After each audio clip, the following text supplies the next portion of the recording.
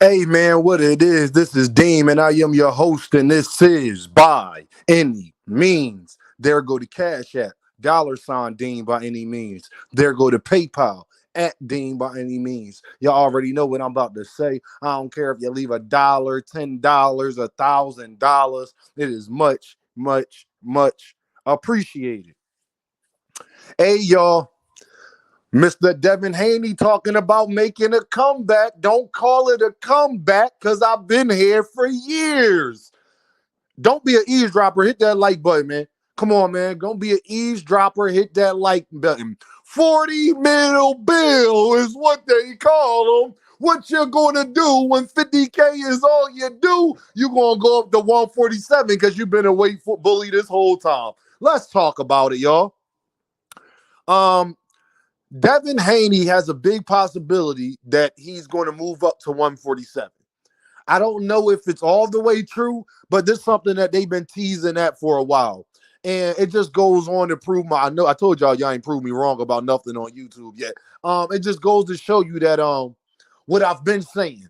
When everybody was telling Gervonta he got to move up to 140, now do y'all believe Gervonta got to go up to 140 to fight Tio and Devin when they both talking about going to 147?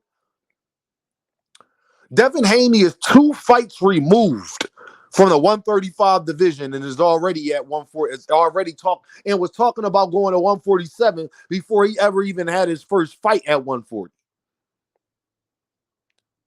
They're 2 fights removed from 135, and now he's talking about going up to 147. The only people that do that are weight bullies. Him, Ryan Garcia, and y'all wonder why they got Tank was talking about a rehydration clause. I think this proves it now. 2 fights removed from 135, and he been talking about 147. But he got beat up so bad by Ryan, I know that he don't want that smoke at the 140 division. Why? Because y'all sit up there and talk about Devin Haney, but Devin Haney was 140 on the nose.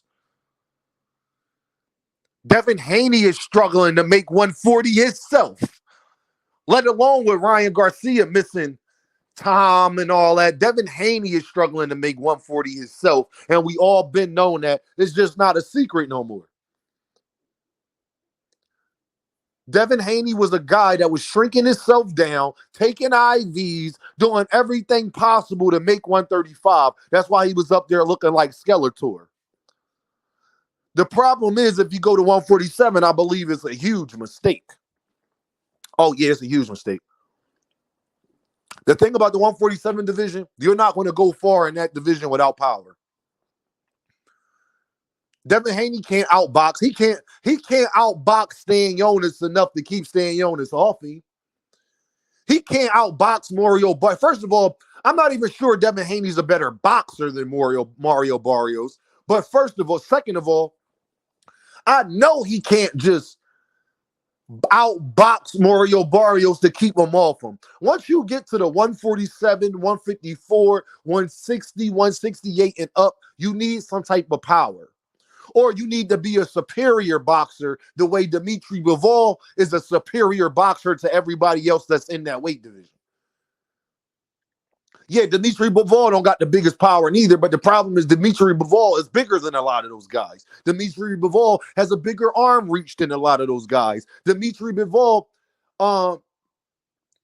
actually has enough power to keep him off of him. And this is the biggest thing. Dimitri Bivol is clearly the best boxer at 175, besides David Morrell being there right now. But I think he's a better even boxer than David, pure boxing. Devin Haney is not the best boxer at 140 or 147. And that's where the problem lies. Oh, yeah, and Dimitri Bivol has very good defense when I think Devin Haney defense has been overrated for forever. He is 2 fights removed from 135. I guess Gervonta got to send him a contract still now. You're always trying to sit up. The only guys that take 2 to 3 fights and then move up two different weight classes, that means that you was never supposed to be at the weight classes you was at. But before the Ryan fight, I was telling y'all that Devin Haney was struggling to make weight. Y'all talk about Ryan Garcia struggling. Devin Haney was 140 on the nose. Look how the mighty has fallen. I believe that if Devin Haney goes to 147, that is career suicide. because the people he will have to fight, I don't think that he could beat. I don't think that he has enough boxing defense. I don't think that he's that much better of a boxer. I don't think his footwork is that fast, and I know he doesn't have power. Somebody's going to knock him out. I know he can't beat Montes Stanionis for sure. I know that one. Jaron Ennis, forget about it. You're going to try to put him in there with Mario Barrios and Brian Norman Jr.? Good luck. Just hope it don't turn out the way that I don't think that neither one of those fights going to turn out the way they think it's going to turn out. Because one thing I know about Brian Norman Jr., if you don't have no power, he's coming straight at you and he's not going to worry about you. He's going to let you get that jab and that body, that straight to the body and all that. He's going to let you get all of that off and still break you down. Devin Haney has the frame for 147. He doesn't have the power for it. He has just enough power for 140, but he doesn't have the frame for it to stay at that weight. Devin Haney is which you would call being in a rock in a hard place. If I stay at 140, I'll be killing myself to make the weight, which is going to lessen my punching power. If I go to 147, I might feel the best that I actually feel because I'm actually a 147 fighter. The problem is those guys up there, they all are my size. They all are my size, and they crack. That 7 pounds makes a difference. Ask Terrence Crawford if 7 pounds don't make a difference. Y'all just seen his fight at 147. I mean, at 154.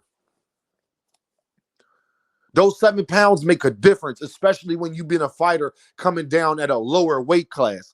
Now, if you a guy going from cruiserweight to bridger weight, it may not make that much of a difference. But those smaller weight classes, it makes a lot of difference. It makes a whole bunch of difference. Now, I think certain fighters like a Jaron Ennis, Gervonta Davis, because they are so special and they probably hit harder than the guys that are above the weight class that they're in anyway, it won't make that much of a difference for people like him, Terrence Crawford, Gervonta, Jaron Butanis. Though you see Bam Bam Rodriguez, what he's been doing, Noah Inoue. Those type fighters, it don't matter because they have the power and the explosion, and they may already hit harder than the guys that are above a weight class than they at. That is not the case for Devin Haney.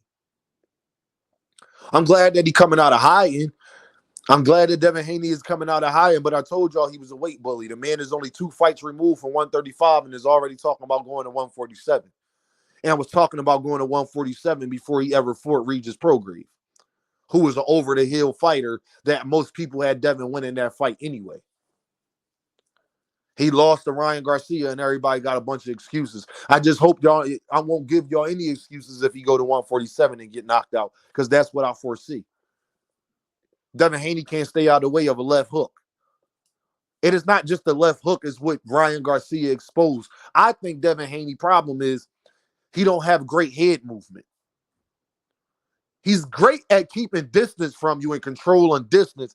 That is his defense. But him having actual defensive skills, he doesn't possess them.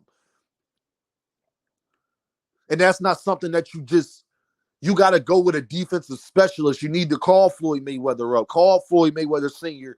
Get back with people that specialize in that. Because that ain't nothing. Go with Boozy Ennis and see if you could go talk to Jaron and them about getting into their camp or whatever, but he needs somebody like that to just focus on his head movement and his footwork. Now, Devin has pretty good footwork, but his feet don't connect to his head movement. Usually with fighters that got pretty good feet, their feet connect to their head movement. Devin is not one of those cases. He's like Lomachenko in that way, where they're very similar. That's why that fight was so great, because Lomachenko has amazing feet, but Lomachenko don't got that good of head movement either. Lomachenko ain't doing what Canelo was doing against Danny Jacobs. Canelo has the opposite problem. He don't got good feet, but he got pretty good head movement. And then you got people like Sugar Ray Leonard, Floyd Mayweather's that have all of it. And that matters. So good. Best of luck to Devin Haney if he go to 147. I said that's if, but I know he killing himself to make 140. They said Devin Haney had to strip butt naked just to make 140. He is killing himself to make that division. He was killing himself to make 135. That means you've been a weight bully this whole time. Weight bully means that you got to kill yourself to make the weight. That was what we call weight bullying. When you don't got to kill yourself to make the weight, that's the weight class you probably should be at. And I'm glad that the WBA and the IBF implement these rules because it gets to show you it's forcing fighters to have to move up. And I think Devin understands. I think Devin understands that I can't keep doing that. I can't keep killing myself to make a division and sacrificing my power and my health, which is smart. But if you go to that 147 division, understanding the punching power, the punch placement, the size of the man you're dealing with is different. And I think Devin is around those guys' size. The problem is he just doesn't have the power that a lot, like Devin has below average power. 147 is not a division you want to have below average power at. Y'all already know what this is, right? Dean, by any means. And I holla at y'all.